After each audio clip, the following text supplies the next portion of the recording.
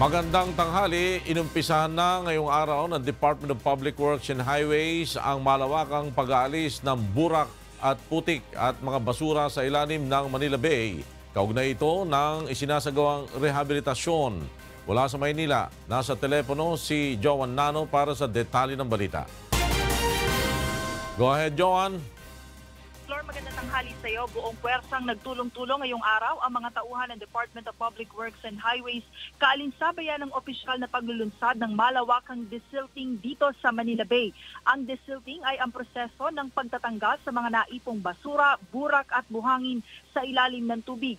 Sa ngayon ay nakapwesto na dito ang iba't ibang mga equipment na gagamitin ng DPWH sa desilting project.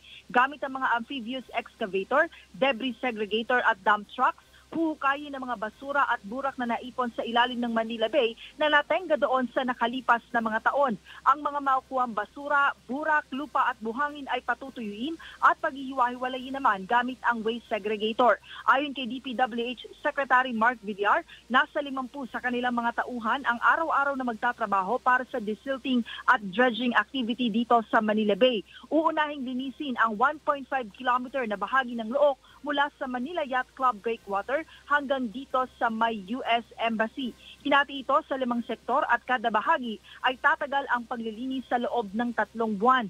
Ang mga makokolektang basura ay itatambak naman ng DPWH sa Navotas Landfill habang ang mga lupa naman ay dadalhin sa kanilang bakanteng lupa sa Bikutan, Taguig. Sa pagtayangan ng DPWH, nasa 50 hanggang 100 truck ng basura ang kanilang mahahakot dito kada araw. Pinangunahan ng massive desilting project dito sa Manila Bay nila DPWH Secretary Mark Villar, DENR Secretary Roy Simatu at Manila City Mayor Joseph Estrada. Yan muna ang latest. Balik sa iyo, Flor. Maraming salamat sa iyo, Joan Nano, nagulat mula sa Maynila.